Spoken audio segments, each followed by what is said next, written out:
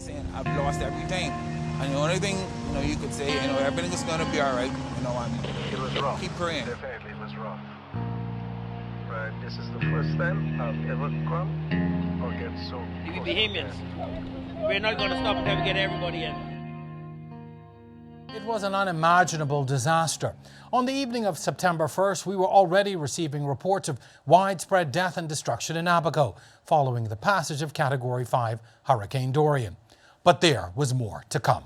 Hello and welcome. I'm Jerome Sawyer. And I'm Jessica Robertson. As if the stories and images of the devastation in Abaco weren't enough, the country prepared for round 2 as the storm headed to Grand Bahama.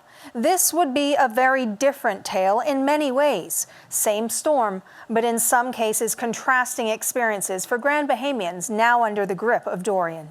Over the next hour, we will present Dorian's devastation 1 year later, a focus on Grand Bahama.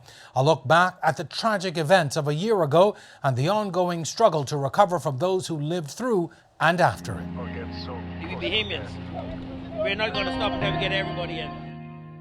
We're not going to stop until we get everybody in. Welcome back. You're watching Dorian's devastation 1 year later, a focus on Grand Bahama. I'm your host, Jerome Sawyer, along with Jessica Robertson. Even as an unimaginably strong Category 5 Dorian continued to wreak havoc on Abaco, it made its way towards its second target in the Bahamas, Grand Bahama Island. Residents there, having watched from their boarded-up homes, felt they had an idea of what to expect, but nothing could have prepared them for a storm that would stand still and a terrifying and deadly storm surge. By the end of the day on September 1st, residents of Grand Bahama had done all they could to prepare for a Category 5 hurricane that had already left inconceivable devastation behind on Abaco, just 50 miles away. They hunkered down for what would be a terrifying 2-day storm ordeal. Hurricane Dorian maintained his strength, but started to slow down. Eastern Grand Bahama was hit by 180-mile-an-hour winds moving at just 6 miles an hour. By 1 a.m. on Monday, September 2nd, Dorian had slowed to just 5 miles an hour, headed west across the length of Grand Bahama Island. At 3 a.m., it was barely crawling, just 2 miles an hour. The winds were down to 170 miles an hour, still a devastating Category 5 storm. An hour later, Hurricane Dorian was moving at just 1 mile an hour with 165-mile-an-hour winds. 6 hours later, at 10 a.m., it had moved just 6 miles across the island. Dorian was still packing a Category 5, 160-mile-an-hour punch. It continued to move at just 1 mile an hour until 5 p.m., when forecasters declared that it was no longer moving at all. Dorian was stationary. Hurricane-force winds were still intense, 145 miles an hour. Dorian was now a Category 4 hurricane. Dorian would not move again until 8 a.m. on Tuesday, September 3rd, when it resumed a 1 mile an hour northwestward movement.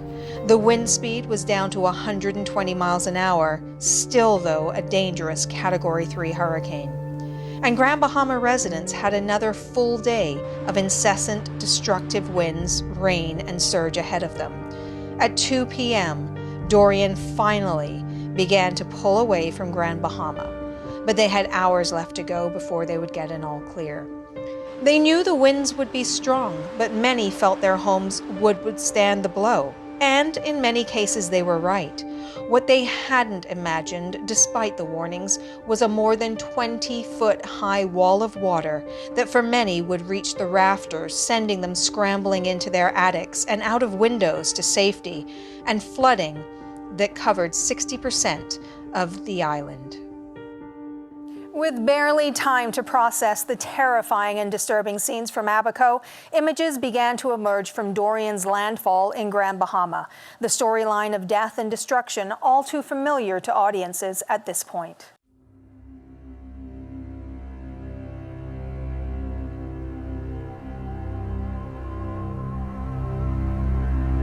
The most powerful storm ever in recorded history to hit the Bahamas.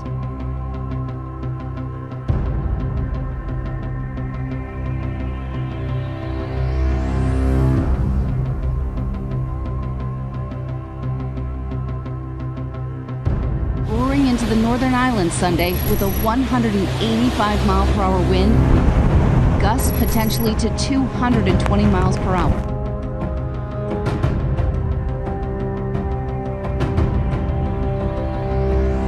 The staggering damage, homes, cars, everything as far as you can see, destroyed. And take a look at this image of Grand Bahama Island before the storm and then after Dorian, much of the island underwater.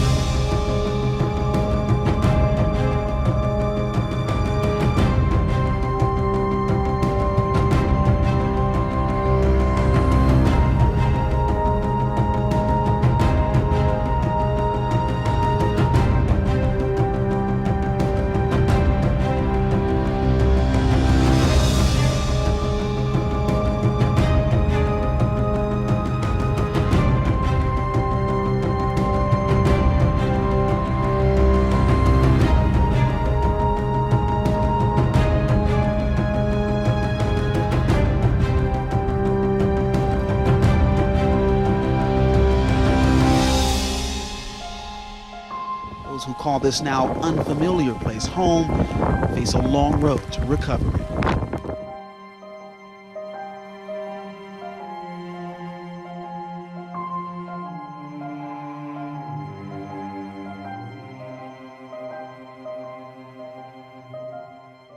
There are stories in every reporter's career that they know they will never forget. For our news anchor Kyle Walking, Dorian is that story. He was sent into Grand Bahama ahead of the storm, anticipating he would be there for no more than 2 days. Jessica spoke with him recently about his experience that lasted much longer and the chilling realization that he and his cameraman had captured what were likely the final images of a High Rock family. I noticed the shift when forecasters and government officials started expressing the severity of this storm and urging people to seek higher ground and to take shelter. And I said, okay, maybe this is a serious one on our hands. And I said, okay, well, this is going to be one of those big Grand Bahama hurricanes that I am going to have to cover. But never in my wildest dreams did I imagine it would be like that. So you had met people in the days leading up to this, and you're in a secured spot, but what's going through your mind about these people that you'd met along the way? I don't know. It was a rough time, not just from me being there, but thinking about those and what they were going through the storm, because throughout the storm, we heard a lot of horror stories. People wading through water with their belongings on their head. I remember getting a call from one woman who said she was in her car, the water was rising really fast. Her kids were with her and they couldn't move because the car had stalled out. We got calls from people who were stuck in their roofs, in the roof of their home. They needed help. And so me as a reporter, I had connections with a lot of NEMA Defense Force officers. So I was just passing on as much information as I could, getting locations of people and that sort of stuff. So while I was on air working, I was also there just trying to pass on information and help save as much lives as we can. You were there for 6 days. You were finally able to get out. Was there any guilt? Yeah, there was. For one, I couldn't bathe for 6 days.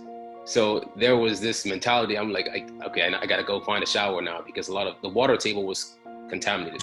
And so the running water was compromised. And so I really just wanted to get off the island. I'm afraid of flying, but I took the fastest thing smoking. I went on a little plane, I think it was a 6-seater. But in the air, I felt bad because I have a lot of friends in Grand Bahama. I have family in Grand Bahama as well. And you couldn't help but think about them because while I could escape and come back to normalcy, this was life for them, you know? Who knew when they were gonna get electricity? Who knew when they were gonna get proper running water? In terms of food, vehicles were damaged, so a lot of people didn't have ways to get from one place to the next. This was life for them. They could not run away, you know? And people have to remember there's a certain level of PTSD that a lot of Grand Bahamians live with to this day. Whenever it rains heavily, whenever there's flooding, whenever they hear of a storm, a lot of them become nervous and they get on edge very, very easily, and rightfully so, because they've been through numerous traumatic experiences and it's really hard for them. So as a Bahamian, first and foremost, you feel for them, and I felt for them getting on that plane, as much as I wanted to leave, there was a level of guilt knowing that, you know, there are a lot of people who still need a lot of help there, you know? Here we are, almost a year later. What stands out most for you? When you think back on that whole experience, what's the one thing that you'll never forget? It's really two things, man. Sorry, I know you asked for one, but it's two things that I would never forget. One was definitely that moment that I realized that I had interviewed a mother, not knowing that we captured the last image of her two daughters and her grandson walking into their home. I mean, it hits us. I'm not even worried about me. I'm worried about their closure, you know? She never got that. Yes, it's rough because you can't help but imagine what those people went through. A child, you know, to watch the water come in all of a sudden and you have nowhere to go because it's a storm surge. To think about what possibly happened to them, it's rough. It's rough. I will never ever forget when we realized it was them in that footage. We've never aired it, never showed it out of respect for their family. Second, that I will never forget is Grand Bahamians. You feel for them around the summertime every year because there's a level of what if. Whenever they hear of hurricane season, it's okay, not again. You know, here we are again. They sit on the edge of their seats, and you know, I just wish there was more that people can do to assist, especially in time of need. I don't know. I feel for Grand Bahamians every hurricane season, and those two things are things that I will never ever forget. The Bahamians, we're not going to stop until we get everybody in. We're not going to stop until we get everybody in. You're watching Dorian's devastation 1 year later, a focus on Grand Bahama. I'm your host, Jessica Robertson, along with Jerome Sawyer. We call them heroes, but for the first responders, there was little heroism to be felt as they rushed to rescue the casualties on an island left with no healthcare system. There were several U.S. agencies that were involved in the support, and it really lasted the first 2 weeks. We were providing that initial first responder, that search and rescue medevac operation. So it was mainly U.S. Coast Guard helicopters, but we also had DEA that was flying as well, moving personnel, also providing a security for the folks around the perimeters of different areas. We had Customs and Border Protection, and then Department of Defense showed up, and they come in with big iron and big equipment. So total, we had about 211 aircraft sorties in about a 2-week period, and that really resulted in about 410 people rescued. We managed about 1,300 requests for assistance, and that was probably one of the most challenging in the office, the operations center at the U.S. Embassy in Nassau, is to try to prioritize and track and figure out, you know, which one of these had been rescued already and which was the critical need to send the next helicopter to. So that was one of the biggest challenges that we faced at the embassy here in Nassau. So OPAT's longstanding presence in the country enabled us to be there on day one, to be that first responder in an environment that was familiar. We had the infrastructure set up, the communication structure set up, the relationships. Everyone we worked with, the Defense Force, was not a new partner. Working with Odyssey Aviation, you know, we were able to pick up the phone and say our first helicopter's on its way with 10 people, and then be ready for this to continue on a 24/7 basis. So our relationships and our presence here in the country was unique and vital to us being able to do what we did in that 2-week period. My role was basically charge nurse in triaging. So my role then became triaging patients, sorting patients based on their conditions, deciding which institution they should go to. And also I played a role in deciding who should take. We had multiple entities there, emergency personnel that was there to assist and to transport. And so as a result, also based on the conditions, deciding who should take this person or that person, that individual. There were times when the choppers came in and there was no ambulance available. They had to wait for us to get back. And that was very challenging. There may have been physical differences in disease that we were seeing, but the mental and emotional impact, there was no difference. I mean, the actual sorrow and sadness in the air was something that you could feel. It was palpable, it was there. And it didn't differ from island to island. The amount of people that I had break down in tears just because I touched them, I held their hand and said, "How are you doing? Are you okay?" I mean, and that's heartbreaking, it's harrowing. For me, I'm always one of those persons that believe and cared about my country and in terms of what I do. So I serve to the best and as unto the Lord. That has always been in my bones and in my body. That's the way I operate. And so it was deep for me. That it was quite emotional. And so as a result, all in my mind was, it is an honor to serve in this capacity at such a time. Many nights I went home and I would try to, debrief, and I would try to just, release the kind of negative energy, the feelings of just hopelessness and guilt. But it's really hard to do. Like, I cried many a night, and I cried because there were people that I couldn't help. I came in this profession to help people, and I was put in a position where I could help them so far, but I really couldn't take away their hurt and their pain. I couldn't really bring them the comfort that I wanted to, and that's a difficult place to be in. For the first time in recent history, two of the country's largest populations and economies had been severely impacted by a single storm. Local and international NGOs rushed in to meet the most basic needs of residents, and a year later, they are still helping to rebuild these devastated communities.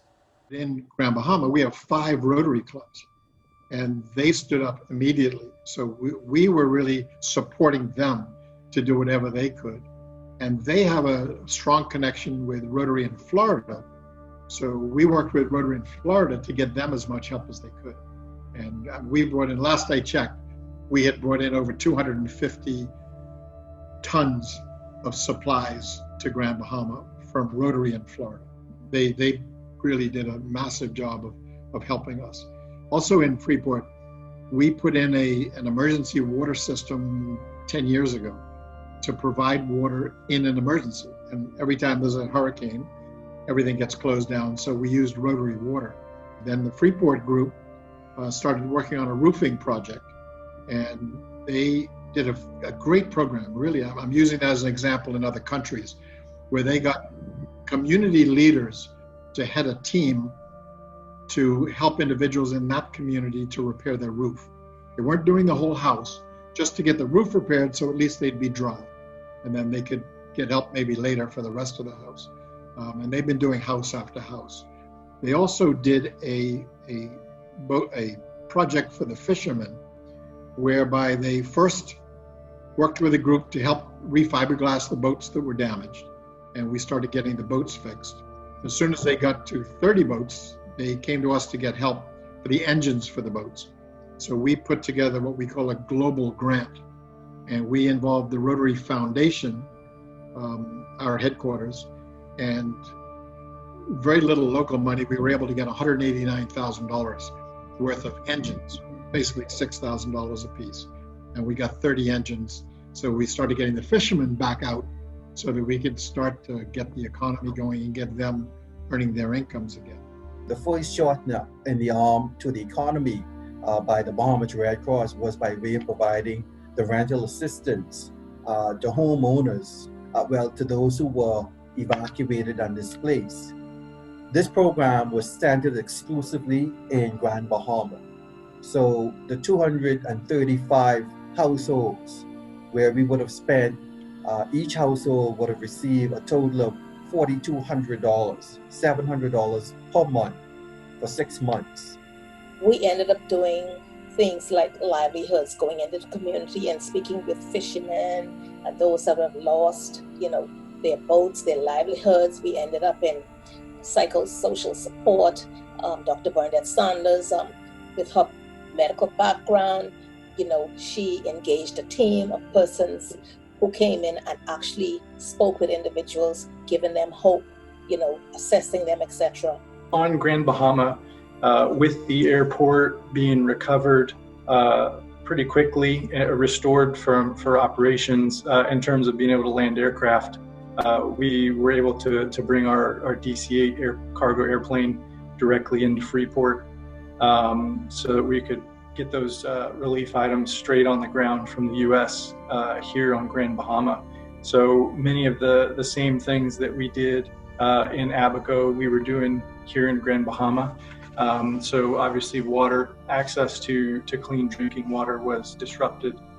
So we set up water distribution points across the island and began providing that clean water. And again, that continues today in several locations across Grand Bahama.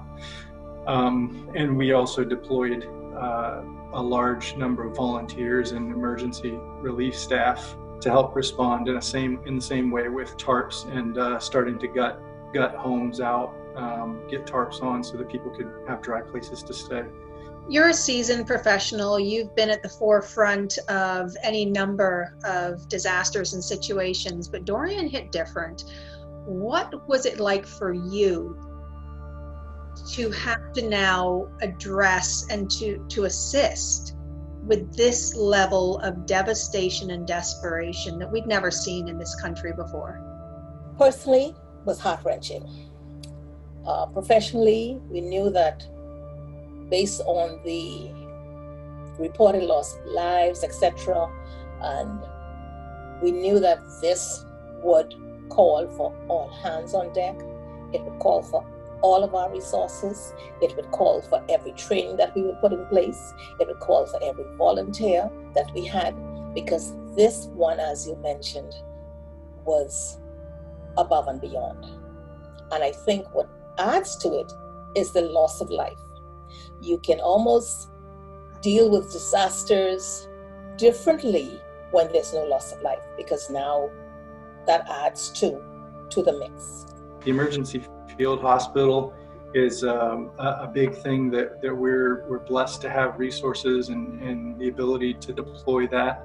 So that came down on our aircraft from the U.S. and we were able to set that up and staff that with medical staff from the U.S. And certainly we worked alongside the RAND staff to operate that hospital. And we ran that all the way up until the end of February, beginning of March 2020, when we handed that over to the Ministry of Health. So Samaritan's Purse has donated all of that equipment to the Ministry of Health of the Bahamas. We'll leave that as a resource to be used in future years, should it be needed. Samaritan's Purse won't be here forever. And whenever we leave a place, we want to make sure that we leave it stronger. We leave the community stronger and better equipped to meet the needs that may arise in the future. Hurricane Dorian has changed, and I sincerely hope that it's awoken all of us up to the wrath that Mother Nature can inflict upon anyone. Oftentimes, we in the Bahamas, and we've been very privileged, we see devastation from afar off, and we may empathize with them. But September of 2019 was an awakening for everyone in our country to show too that this can happen to us, and in fact it did happen to us in the Bahamas. He holds the number 2 seat in the cabinet as Deputy Prime Minister. He's responsible for managing the country's purse as Finance Minister. But last September, that almost seemed secondary as Peter Turnquest had to lead a rescue and recovery effort for the people in those ravaged and ransacked communities of eastern Grand Bahama, a constituency he represents in Parliament. It was probably one of the most difficult periods that I've had personally, but also certainly with respect to having to deal with any kind of serious disaster and adverse conditions. Personally, very, very distressing, sad, the range of emotions that you can well imagine. Having lost persons that you know that have become very dear to you. And then looking at all of the devastation and the loss that persons that, again, you know, who have lost everything. In the initial day after, when we were trying to get up to the east, the anxiety with not knowing what was happening, because the roads were cut off, we couldn't get any communications, so we didn't know what was happening up there. And then we had to actually take a boat ride, had to go out on the water because we couldn't get through via land. And as we went up, the water was so rough out there that was a trying, horrifying experience, trying to get there. We finally got there, and fortunately, Sweeting's Key, which we were really worried about, nobody lost their lives on the key. However, we did find that other persons, McLeanstown and obviously in High Rock, had in fact lost their loved ones. And then the days after, as we went on the search and rescue missions, and to find persons who did not make it, that was also an experience. And again, I'm a pretty strong person, and in those days, it didn't really bother me, at least I didn't think it did bother me. We did what we had to do. In the days following the storm, we heard and we saw a lot of response from NGOs, local and international. And a lot of people said, you know, the people that we were speaking with says, you know, all we saw were the NGOs. We haven't seen government. We haven't seen our, you know, our own government, our own people. How do you respond to that? The reality is that most of what people would have seen on the ground had been coordinated from the National Emergency Center out of Nassau, or from even here in Grand Bahama, where we had an emergency operations center that was coordinating all of the relief efforts from all of these NGOs. People would appreciate that these organizations just don't parachute in to a country. That is a coordinated effort through the government, through all of these local agencies, as well as these persons that are coming in to help. I don't want to take away from those first responders, Bahamian first responders either, because they were also on the ground. They were there helping people from the first day, and they continue to be there on the ground as well as in the background, organizing and making sure that the relief got to those who needed it the most. What areas would you say that are still lacking and still in need of government attention? The biggest responsibility that the government has is to ensure that the infrastructure is put back in place so that the private sector and individuals can go about their business of restoring their lives. Obviously, the government does not have enough resources to build back people's houses, businesses, etc. The government does have a responsibility to ensure that infrastructure is put back. Many people within that constituency, whether it be High Rock or all the way into Sweeting's Key, did not have insurance, don't have the financial means to build back. And how doesn't government still have a responsibility to help those people? What we have done is that we've set up the Disaster Recovery Agency, which is tasked with making assessments of the loss in the housing structure in the constituencies. And based upon their assessment of the level of damage, individuals can qualify for assistance from the government to effect repairs. We are building a new school in East Grand Bahama that is going to be built to a standard that it will be a resilient school, such that it can serve as a hurricane shelter should we have future storms. Persons who can afford insurance, it has to be a priority. It's up there with paying your mortgage and paying your light bill and your water bill. Because we know that we live in a hurricane zone. We know that storms are coming. We know that they're going to be stronger than they were before, and they're going to cause more destruction than we may be used to. It's just a matter of when, it's not if. So we want to encourage people who can't afford it to please take out catastrophic hurricane risk insurance. And those who don't, we are continuing to look for instruments that may be able to help us to offset some of this cost that is unfortunately passed to the government to assist in times like this. It is a tremendous unbudgeted expense. This year, over $100 million, unbudgeted. And so it is a tremendous blow to the government. But we recognize the commitment to citizens and the fact that we have to step in to do what we have to do for the most vulnerable. But this is a partnership. We Bahamians, we're not going to stop until we get everybody in. We're not going to stop until we get everybody in. You're watching Dorian's devastation 1 year later, a focus on Grand Bahama. I'm your host, Jessica Robertson, along with Jerome Sawyer. With the world seemingly focused on the destruction and rising death toll in Abaco, Grand Bahama was almost playing catch-up, but it wouldn't be long before the world knew what Dorian had done here. It was terrifying. Well, to see the water rush inside the house so quickly, and what we had to go through those couple of days was just terrifying. We're on top of the sink right now. Of course, I'm already completely flooded out. That's my kitchen window. Hey! It was 17 of us and a baby. When the water came up close to my chest, we started putting the children up, the younger ones up first, and my Grammy and my granddaddy. As y'all can see, the trees, that's the water right there, banging against the window. The water is about 6 feet or over 6 feet deep. God be with us.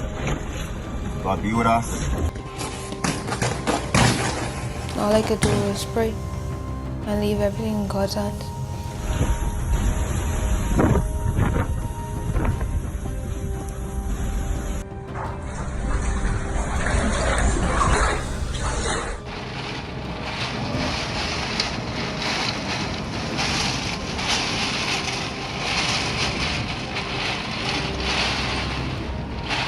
Yeah.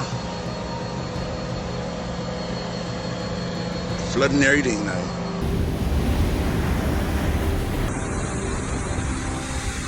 It was terrifying because me and stuff was hidden on the roof, and we thought the water was going to rise up higher, and I just was terrified because to see my Grammy and the rest of my cousins and stuff scared and terrified and about to cry.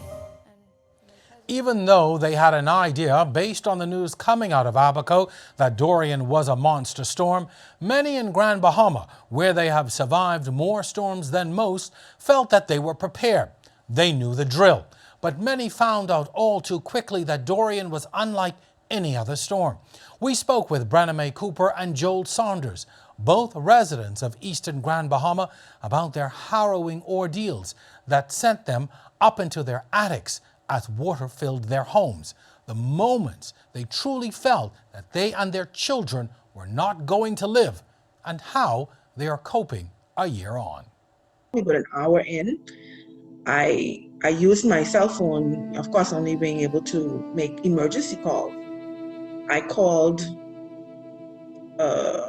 first responder rescuer, and not to come for us because I knew that nobody was going to be able to come. Like that wasn't what I was expecting. To be honest with you, I guess that's when fair came.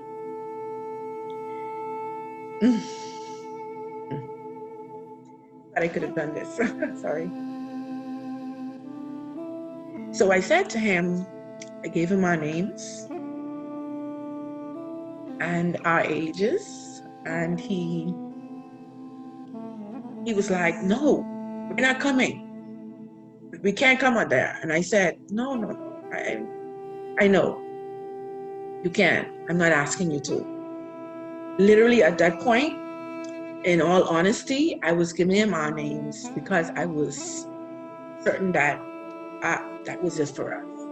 But when you come, these are the names of the bodies that you will find. So what keep coming, and be honest with you, when I saw got off my feet and his feet on the 3rd floor, we were both facing the north, on the 3rd floor. He was on the right-hand side shining his searchlight at the water. At that time, the power was already almost 1:30, 2 o'clock in the morning. And I was on the left-hand side on the steel bell, watching the water rise. And honestly, it got so bad. When I saw it got to almost to my chest, and it got up here, the water just snatched my son. Because Jeremy, who was speaking earlier, we had a sliding door on the 3rd floor. It was almost like committing suicide. We couldn't go forward, we couldn't go backward. And just keep praying. Like the more you pray, the worse it got. And so when the water just snatched him, all I heard him keep saying, Daddy, Daddy, Daddy. And then I think for the 3rd time, I didn't hear his voice anymore. So when my son gone, I couldn't even focus on him. I remember the sound came like 4 times. The loud sound. And the 3rd time, the roof fell on my head. I'm on the 3rd floor now. Knocked me under the water, trapped under the water. One of the truss apparently broke in my side. So I was trapped for a few minutes, And to be honest with you, I don't know what happened. I felt it had to be an angel that spun my body. And as the poison spun my body, turned my body, everything came loose. So with the same pressure, I was under the water, when you got free, you just shoot prayer. But he says, dark, no lights on anything. I felt something under the palm of my hand. And I felt that I was part of the bottom part of the ceiling. And somehow I held on to that, not know where I was going. I landed almost in the back of the 7 bills round, in the back of the house, in a pine tree. I never saw him again until late Tuesday evening, from Sunday night until about 5:30 that evening. Which I was still in the pine tree, because you couldn't come down. The water was still high. You couldn't take the risk. All I was thinking, there may be sharks on land, of course, now. Panya turned into the ocean. And so later that afternoon, I decided, let me make some kind of sound, maybe to respond to sound. And I shouted loud, not recognizing that he was under a 40-foot container I had in my yard, and my car was parked between the 2 buildings. I lost 2 buildings then.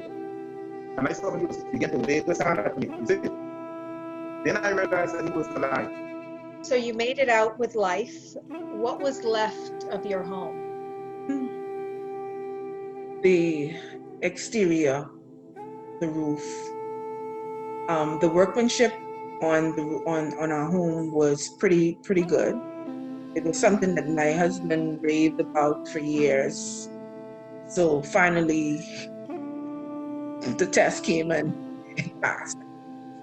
But interior, it was gutted. We lost everything.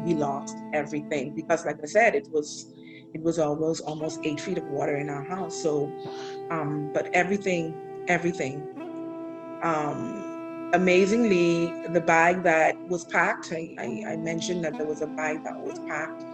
It had our documents and a change of clothes for everyone, just in the event we have to leave, whatever the case may be.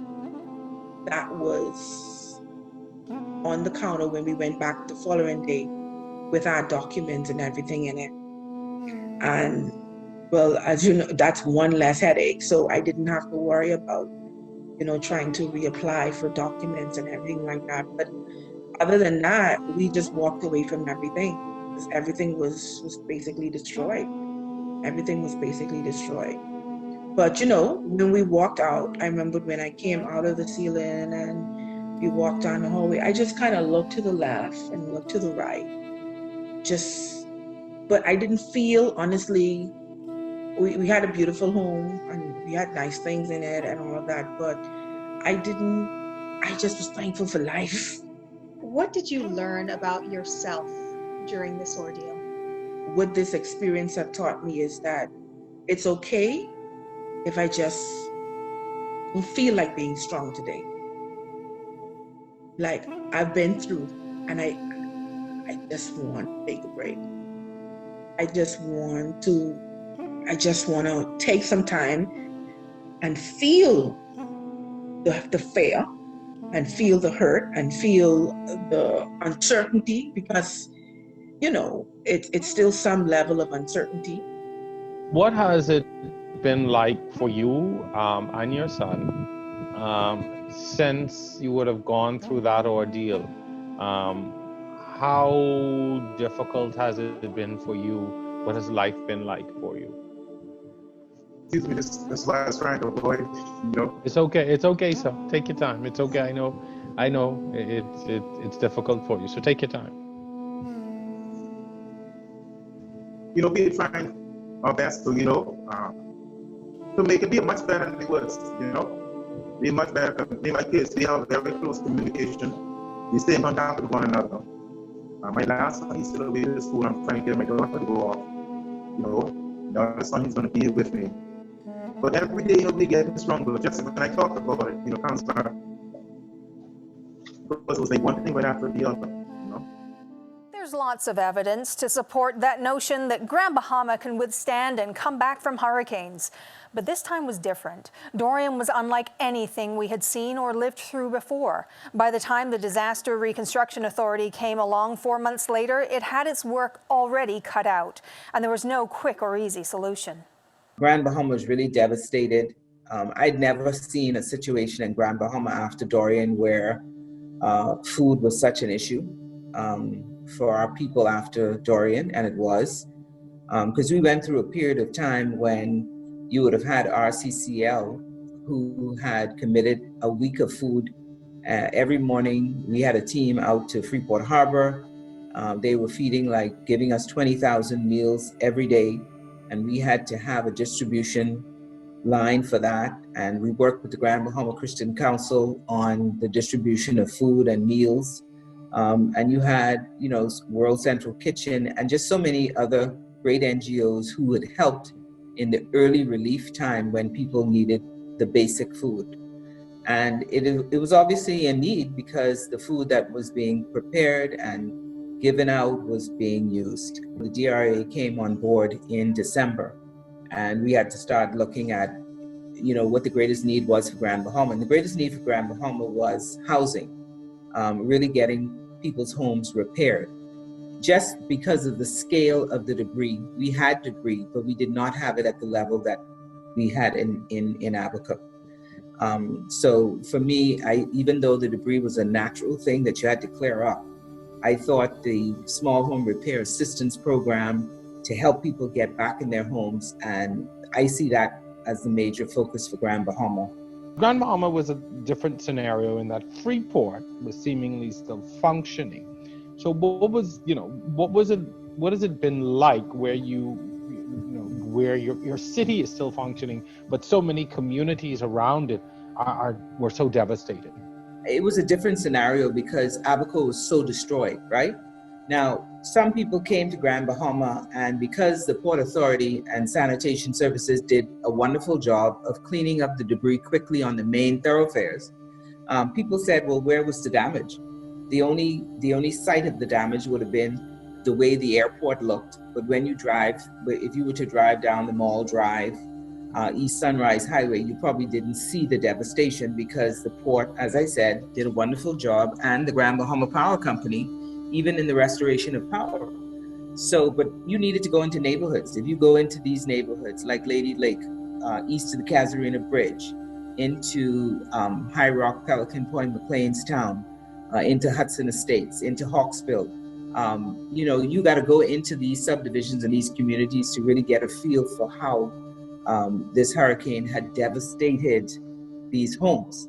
The water table in Grand Bahama was severely impacted. And so we had a lot of salt content in our water. And to this day, whilst they have done a wonderful job really trying to remediate that problem, it still is a problem. And that's one that, with all the hurricanes we've ever had, this has lasted the longest in terms of the water. And that has been a big problem for many people. What has that been like, trying to coordinate the restoration of utilities across an island with so much vast land? The approach of the utility companies in Grand Bahama is one that is not unfamiliar to them. If we are to take the Grand Bahama Utility Company, for instance. The massive amount of storm surge that covered the land and impacted their wells and has introduced much salt into the aquifer is something that they've seen before. They've experienced the same phenomenon on at least one, possibly two instances before. So their approach to it is something that they have at least some amount of precedent for when they approach how they go about solving it. Albeit that this instance was significantly more than any other instance before, and they are doing the best they can with the situation to try to rectify the salinity of the water. But these are situations that these utility companies are well equipped to handle. Likewise with the Grand Bahama Power Company. They have had, in particular, their transmission lines that head from the city center east. They've had them destroyed before. So they were quite able to come in, assess, and develop solutions relatively quickly. The overall construction of the lines all the way east, they were quite aware would take some time, but they were able to put generating stations in different locations and start restoring communities sooner as opposed to waiting for the entire build to happen. Those keys of East Grand Bahama present a very different picture than the keys of Abaco. I'm not going to give excuses about anything, Jerome. The reality is, the turnaround time in terms of addressing certain things in East Grand Bahama, I think was delayed quite a bit. But I'll tell you what is happening now. Right now, we have a program going on where temporary housing is still of great need for East Grand Bahama. So we have 40 domes that's on the ground in the High Rock area. We also have 20 container type homes. 20 of them are being staged in the High Rock area as well to get over to Sweetings Key. And Wendell and his team have really been working hard to make that happen. But getting to Sweetings Key is a very big logistics issue. Right now, we can only move on high tide with those container units to get it over to Sweetings Key. So it's been difficult and challenging. Could we have addressed some of the issues in East Grand Bahama earlier? Probably. In the unlikely event that we have another monster storm like this and another area anywhere in the Bahamas is affected, what is going to be different with the formation of this organization? Where we are today is we have a better understanding of how we can mobilize differently on any disaster that comes, right? We have a good list of operators who, if it's a debris issue, we know who the players are, we know the equipment they have, we can help to mobilize quickly. It has been a struggle with Dorian. We have made missteps, but we have learned from everything that we've done, and we've been able to develop an efficient way forward for the organization, which will benefit the country in the long run and definitely in the event of any type of disaster. So Dorian has taught us tremendous lessons. The Bahamians, we're not going to stop until we get everybody in. We're not going to stop until we get everybody in. Historians will recall September 2019 as one of the most challenging periods in the Bahamas. A year later, there is so much to be done. More unanswered questions and still daily struggles for survival. But there has been progress. Life on Grand Bahama and Abaco will never be the same. We've pretty much come to accept that.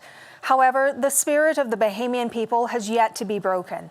We push forward, we face each new challenge head on, and continue to survive and thrive.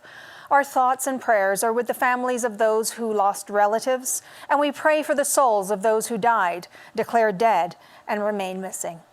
This concludes our series on Dorian's devastation 1 year later.